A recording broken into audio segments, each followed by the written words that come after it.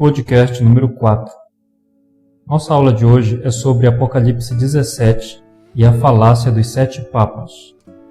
Há muitas teorias e especulações sobre Apocalipse 17, especialmente sobre os símbolos contidos nos versículos 9 a 11. Para que a aula não fique muito extensa, não faremos uma análise completa desse capítulo, mas apenas de alguns versos. Vamos ler Apocalipse capítulo 17, versículos 9 a 11. Aqui está o sentido, quem tem sabedoria. As 7 cabeças são 7 montes, nos quais a mulher está sentada. São também 7 reis, dos quais caíram 5, um existe e o outro ainda não chegou. E quando chegar, tem de durar pouco. E a besta que era e não é, também é ele o 8º rei, e procede dos 7 e caminha para a destruição. Uma teoria que tem atraído bastante adeptos, mesmo entre adventistas, é a chamada teoria dos 7 papas. Os proponentes dessa teoria ensinam basicamente que as 7 cabeças da besta escarlate mencionada em Apocalipse 17 representam 7 pontífices que governaram desde 1929, que supostamente seria a data da cura da ferida de morte da besta, que ocorreu em 1798, e que essa sucessão numericamente específica nos levaria até a volta de Cristo. Originalmente, essa teoria apontava que João Paulo II seria o 6º rei ou a 6ª cabeça e que o 7º rei seria Bento XVI, cujo pontificado deveria durar pouco tempo.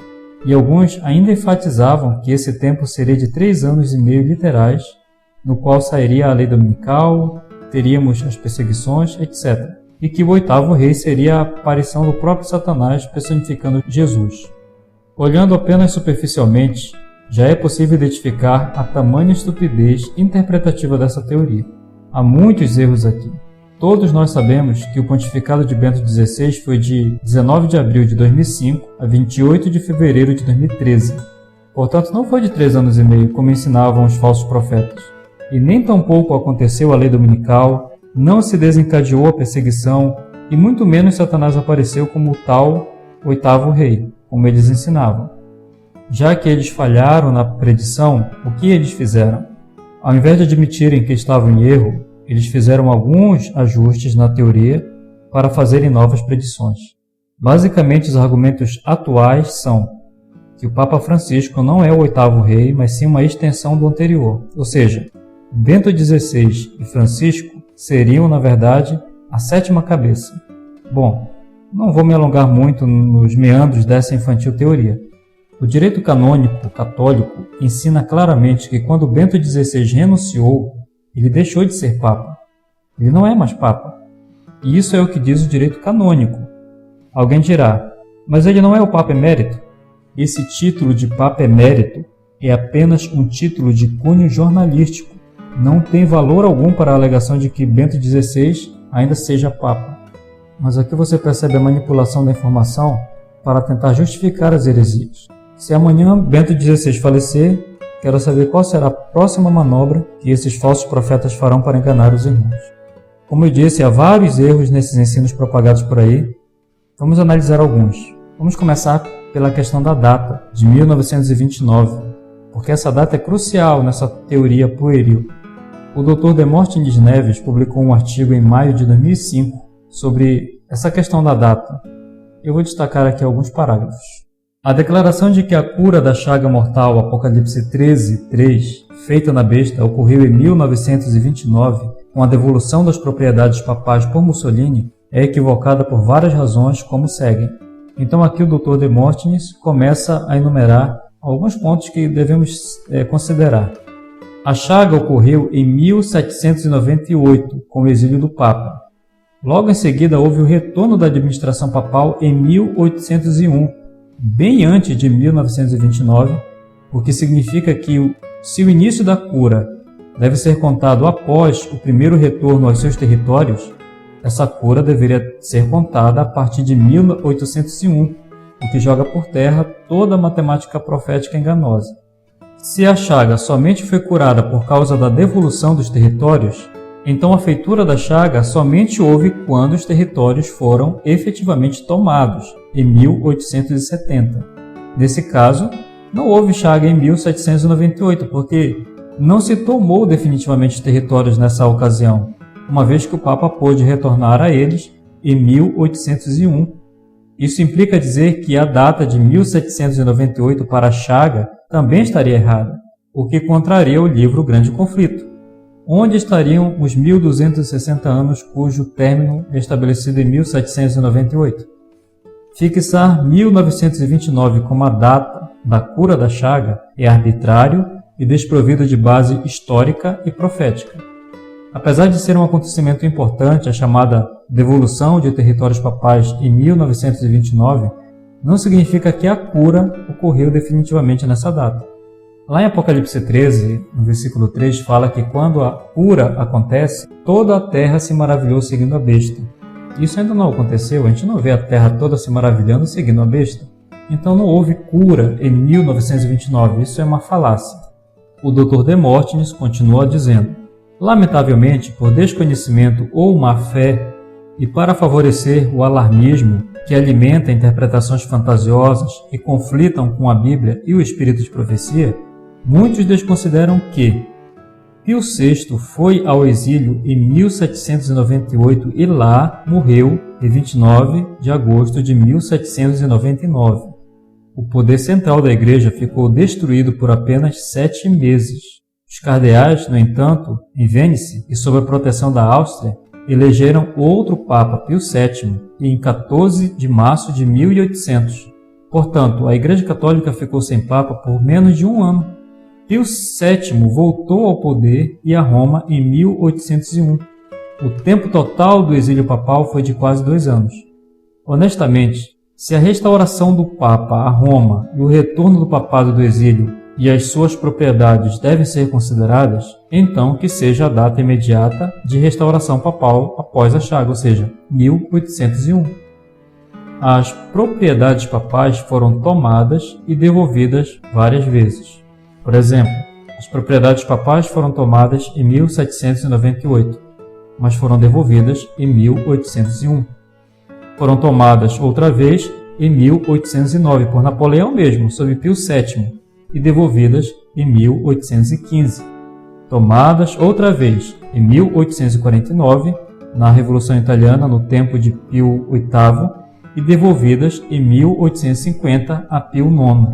E finalmente tomadas em 1870, no movimento de unificação italiana, e devolvidas a Pio XI em 1929, no acordo extremamente desvantajoso para o papado. Agora o papado possuía apenas um bairro de Roma, 44 hectares, quando nos dias de Pio VI possuía vários estados italianos, algo em torno de 1/3 da Itália.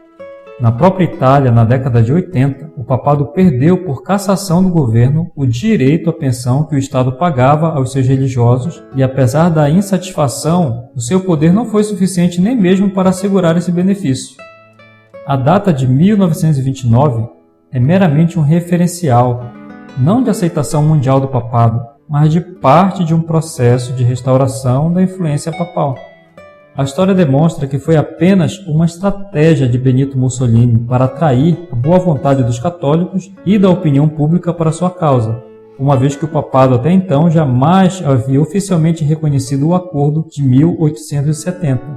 Sua situação na prática permaneceu virtualmente a mesma e com os mesmos privilégios obtidos desde 1870. Vamos ler um parágrafo agora da Enciclopédia Britânica, a edição de 1996, na página 1143, que diz o seguinte: em 20 de setembro de 1870, tropas italianas ocuparam a cidade e em outubro um plebiscito foi feito, na qual uma esmagadora maioria de votos decidiram pela incorporação de Roma ao Reino da Itália. Pio IX permaneceu pelo resto de seus dias um prisioneiro dentro do Vaticano, como ele mesmo se considerava. Ele recusou quaisquer relações com o governo italiano, uma vez que tais relações dependiam de lei aprovada pelo parlamento italiano em novembro. O governo do Papa permaneceu intocado, apesar da perda de seus domínios, e, em compensação, receberia uma soma anual de dinheiro. Ele estava autorizado a conduzir suas próprias relações diplomáticas com outros poderes, nações, e ter autoridade exclusiva dentro do Vaticano e num pequeno distrito ao seu redor. No resto da Itália, Igreja e Estado permaneceram separados. Portanto, embora o papado não tenha formalmente reconhecido o fato até a Concordata de 1929, a questão de Roma já estava decidida. Isso é o que diz a Enciclopédia Britânica. Isto é, Roma não mais lhe pertencia, e embora a mera condição de administrador da área do Vaticano tenha mudado a partir de agora para proprietário, os estados papais perdidos nos combates até 1870 não foram devolvidos em 1929, restando somente uma pequena porção que permanece até hoje. Portanto, deveríamos dizer que a cura começou a ser feita em 1801 e que 1929 é apenas parte desse processo, e apenas do ponto de vista formal, uma vez que a situação desde 1870 não se alterou muito. Assim, não se poderia chamar 1929 de cura e nem mesmo de seu começo, apenas parte do processo de restauração do seu prestígio após a chaga de 1798. Sendo assim, qual data escolher para a suposta cura? 1801, 1815, 1850 ou 1929? E os intérpretes, entre aspas, façam a escolha a seu gosto.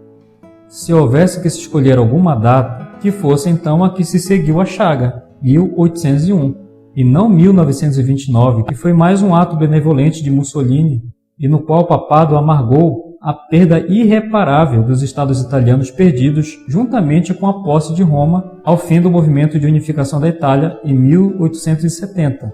Nem de longe uma recuperação de poder e território do papado como na época anterior a 1798.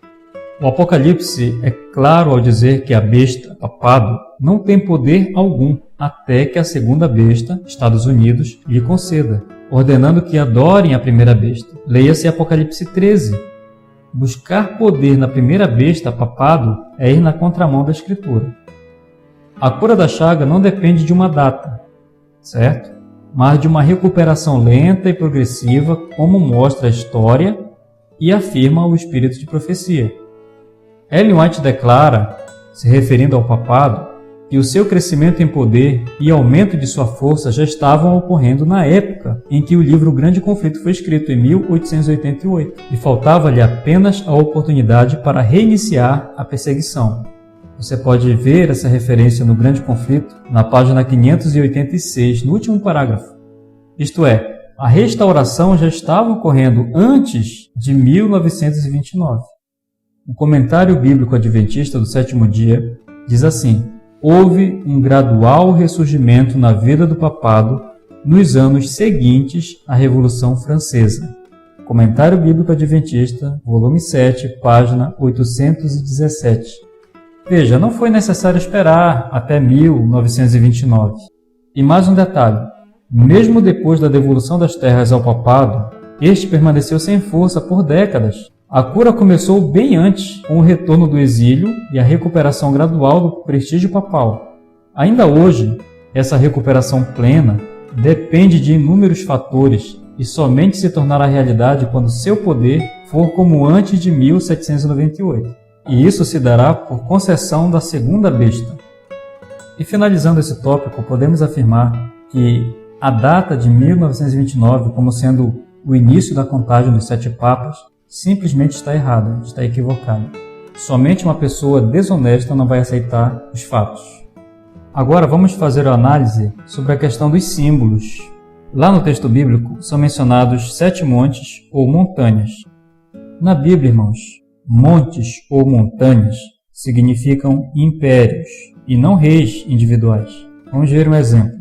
Pagarei ante os vossos próprios olhos a Babilônia e a todos os moradores da Caldeia toda a maldade que fizeram em Sião, diz o Senhor. Eis que sou contra ti, ó monte que destróis, diz o Senhor, que destróis toda a terra. Estenderei a mão contra ti, e te revolverei das rochas, e farei de ti um monte em chamas. Jeremias capítulo 51, versículos 24 e 25. Kenneth Strand afirma que quando procuramos pelo uso escriturístico do vocábulo montanha nos casos em que a palavra é empregada como um símbolo, nunca encontramos montanha usada para simbolizar um monarca ou governante individual. Nunca. Em vez disso, a encontramos sendo usada como símbolo para uma nação ou império. Em Apocalipse 17 também diz que esses 7 montes são também 7 reis. É interessante observar aqui, irmãos, que, segundo essas falsas teorias, esses 7 reis são reis pontífices. Novamente vemos mais absurdos. Onde em Apocalipse 17, mesmo no texto original em grego, onde está escrito pontífices? Não há nada, absolutamente nada no texto bíblico que diga isso. Agora, se vamos até o livro de Daniel e vemos como a própria Bíblia interpreta o significado de rei ou reis, fica muito claro. Vejamos, estes grandes animais, que são 4, são 4 reis que se levantarão da terra. Daniel 7, versículo 17. Então aqui a Bíblia fala de reis. Agora vamos ao versículo 23. Disse assim: o 4º animal será o 4º reino na terra, o qual será diferente de todos os reinos. Devorará toda a terra, e a pisará aos pés, e a fará em pedaços. Perceberam? Todo o contexto de Daniel e a própria história confirmam que os 4 reis em Daniel 7 foram, na verdade, 4 reinos, nunca reis individuais. Essa mesma conclusão pode ser observada no capítulo 2 também, onde Daniel, interpretando o sonho da estátua, diz que o rei Nabucodonosor era a cabeça de ouro. Não era o rei em si, mas o reino da Babilônia. Porque se fosse o rei literalmente, a próxima parte da estátua não seria a Medopécia, e sim o próximo rei babilônico, o que também não faz sentido. 7 cabeças, 7 montes e 7 reis são termos intercambiáveis e simbolizam as mesmas entidades, isto é, impérios ou reinos. Ok? Vou repetir. 7 cabeças, 7 montes e 7 reis são termos intercambiáveis que simbolizam as mesmas entidades, impérios ou reinos. Vamos agora para a parte final. Qual a interpretação da Igreja Adventista do Sétimo Dia sobre esse assunto? Não há uma interpretação definida. Existem algumas propostas que são equilibradas e se alinham com a visão historicista. Já a teoria dos 7 papas e outras semelhantes são descartadas completamente. Evidentemente não temos aqui espaço para falar de cada uma dessas propostas que são aceitas, mas quero destacar aqui uma.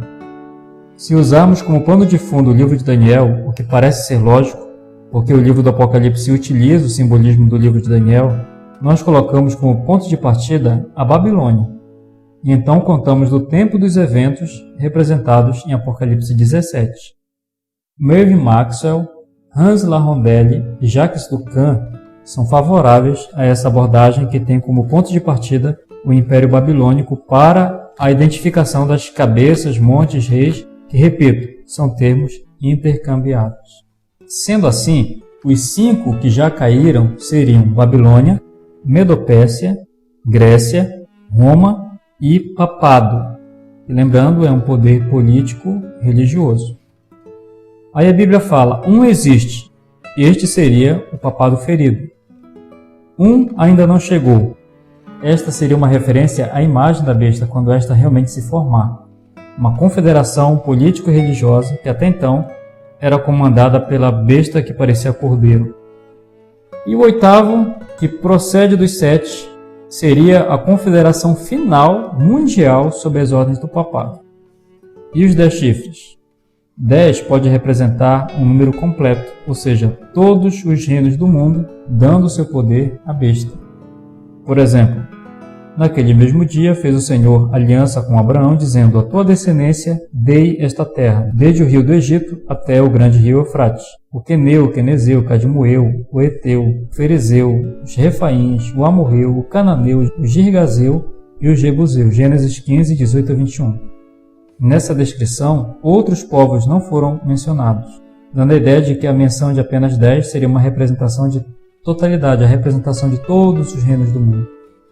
Então, finalizando a análise de Apocalipse 17, Os reinos do mundo dão o seu poder à besta. Então esse sistema religioso sairá para perseguir o povo de Deus. Mas é claro, Deus protegerá o seu povo. E os 10 chifres que viste na besta são os que aborrecerão a prostituta e a porão desolada e nua, e comerão a sua carne e a queimarão no fogo. Porque Deus tem posto em seu coração que cumpram o seu intento, e tenham uma mesma ideia, e que deem à besta o seu reino, até que se cumpram as palavras de Deus. Apocalipse 17, versículos 16 e 17. Quando vamos ao início desse capítulo, lemos o seguinte: E veio um dos 7 anjos que tinham as 7 taças e falou comigo, dizendo-me: Vem, mostrar-te-ei a condenação da grande prostituta que está assentada sobre muitas águas, com a qual se prostituíram os reis da terra e os que habitam na terra se embebedaram com o vinho da sua prostituição. Apocalipse 17, versículos 1 e 2. E nessa cena introdutória, nós vemos o final do assunto. Isso é o recurso literário presente nas cenas introdutórias que nós já mencionamos na aula anterior. Finalizando, é evidente que todo o conteúdo dessa aula foi apenas uma visão geral das coisas. Há muito mais a ser inferido. Mas creio que foi possível pelo menos identificar o norte interpretativo que nos faz seguir uma direção segura. Que Deus te abençoe e até a próxima aula.